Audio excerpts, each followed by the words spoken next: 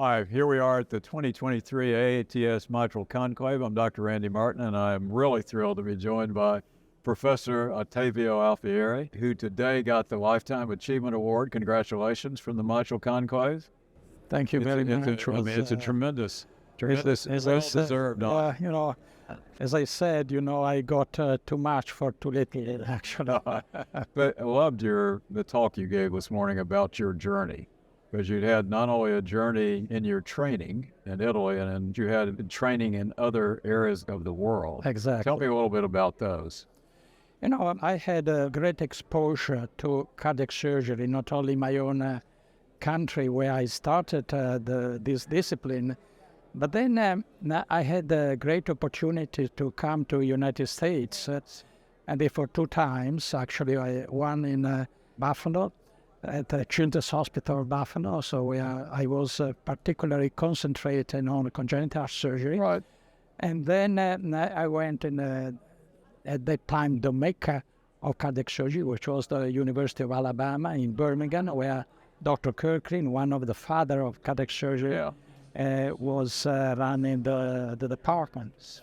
And over there I was a research fellow, and I had the opportunity to work with Gene Blackstone, which is so well known, is now in Cleveland, and it was a fantastic experience working with them on a clinical research. I think if you are around people in different countries and different exposure, you learn a tremendous amount, and that's what Absolutely. The essence of my message is that it's really very important to have the benefit of the experiences of others, and incorporating in your own practice, in your own knowledge, actually also the experience of others and the contribution of others. Also, I had the experience of working for 6 years in Holland. Right. And that was also a great experience. I was exposed to adult cardiac surgery in an excellent way with very experienced heart surgeons.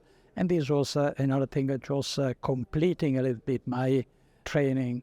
And a lot of exposures around the world with different people, different centers, and that was in my opinion, a big advantage. You showed the picture of your daughter in Birmingham, Alabama, which was a striking picture. I think that is really is a moving picture for me. Yes, she was actually there in a park in Birmingham, Alabama, and just surrounded by other little children that were looking at her with a lot of surprise.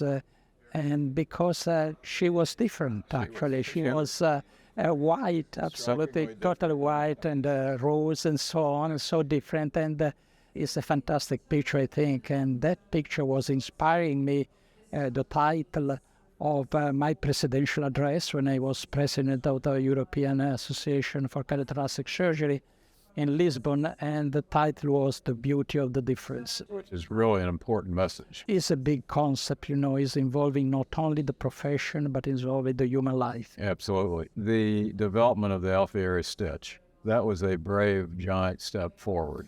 I'm sure you must have gotten tremendous negative comments initially. Yes, absolutely, because, a double orifice mitral valve was something which is not natural, was something very different from nature. But in some particular circumstances, you look at the good function of the valve and not really at the anatomy of the valve. We have been very cautious in adopting this type of repair because we are totally aware that this was something different, was a new technique and so on. So we studied so carefully all the patients we operated on, and we followed them very, very carefully.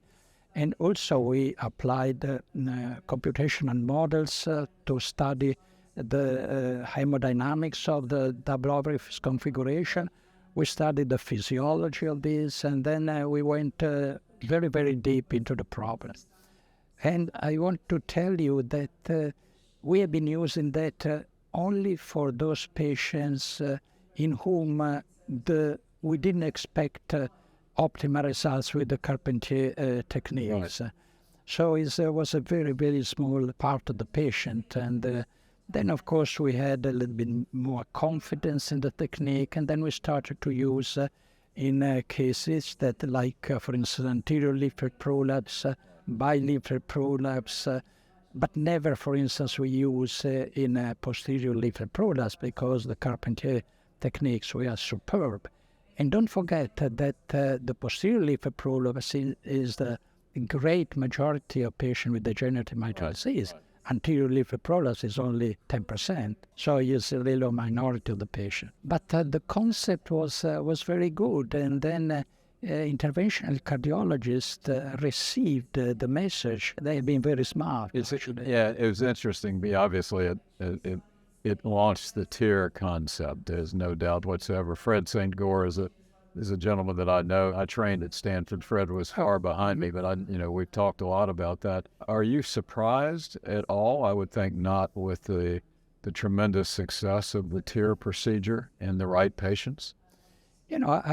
I'm of course, I didn't expect this evolution with this, because it's really fantastic. And if you see also the session this afternoon at the Mitral Conclave was incredible. The amount of patient which is growing, and also there are many patients who are now, we are not treated before surgically, but now with the less invasive, let's say, methodology, they can have treatment, and also psychologically they can receive treatment at any age. Right. And that is, I think, is a great advantage. If you have to look forward, where do you think the field of mitral valve repair is going?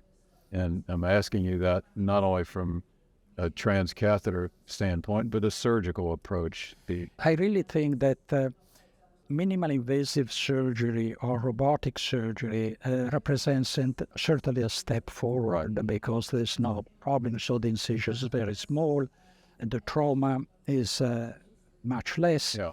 But certainly you still have extracorporeal circulation, you have inflammatory reaction, you have heart arrest with ischemia, and so on. So certainly it's not a big step, it's a step forward. But a gigantic jump is really to go to transcatheter procedures, because there, no extracorporeal circulation, of course, no incision of the chest, no extracorporeal circulation, no cardiac arrest, and it's a totally different story. Obviously, the results at the beginning are not comparable maybe to the surgical techniques, but you see the evolution that we had in a mitral clip. If you consider the result of the Accessa study a few years ago, with the results that have been presented at the TCT, the last TCT with Pascal and the last generation of the mitral clip, there's an enormous difference, and the results are improving remarkably. I think you're exactly right. And then the evolution of thinking of doing the tricuspid valve is pretty impressive. This has been a concept of the edge-to-edge, has been transferred to the tricuspid valve successfully.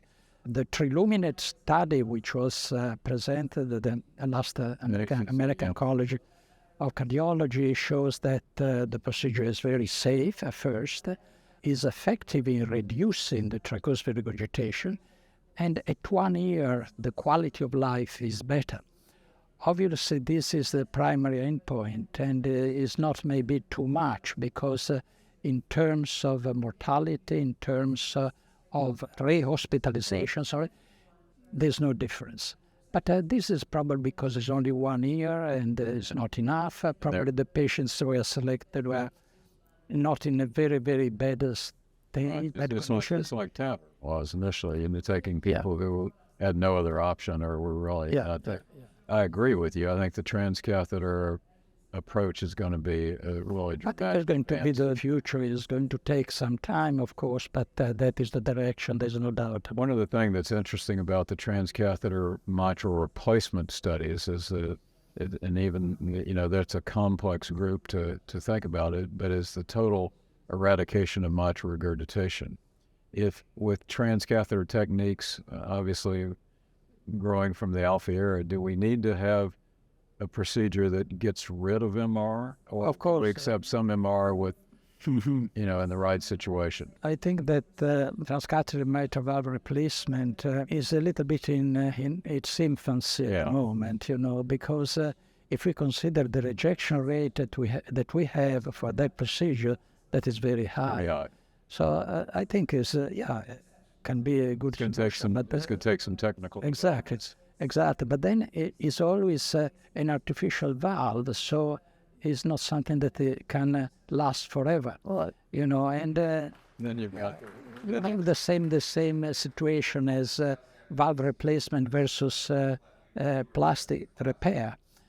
So I think that for the clip there will be a space even after. You've left your native tissues in place. Exactly. If I put you in front of a group of young cardiac surgeons who are in training, what would you tell them is the lesson that you've learned that's important for them? In other words, as you look back on your life and, you know, there's certain, obviously you had intelligence, drive, integrity, but what would you tell young cardiac surgeons today? I would advise them to face also the problem of percutaneous technologies for sure, because that is a guarantee for the profession. And I pushed my co-workers more than 20 years ago to have experience in catheter technologies. Right. And I was lucky enough to have, as an interventional cardiologist, Dr. Colombo, who was very happy to give a hand in that and was really transferring his knowledge and was teaching, for instance, Francesco Maisano. He was teaching him all the secrets of how to use the catheter. But that was 20 years ago. At that time was a unique experience, because after that, other people around the world, other surgeons started to go to the cath lab. But at that time, the experience was really unique. And, you know, and I have a number of people, as I said this morning, who are two outliers. So they are fully trained cardiac surgeons who can perform transcatheter procedures as masters, really. The concept is that they're not going to be, transcatheter therapies are not going to take surgery totally away. And they're not totally away. And there's certain key elements of being trained as a surgeon I think are very vital to valve surgery. Yeah, I think it would be important to continue also with the conventional surgery, because think about endocarditis, think about all the problems that complication that you can have, and so on. So conventional surgery certainly will remain.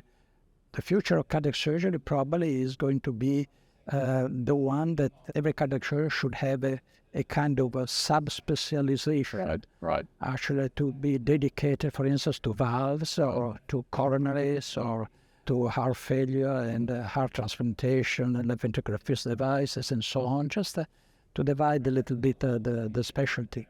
But once you, for instance, decide to be a valve surgeon, then you should have structural heart interventions and skills in your hands.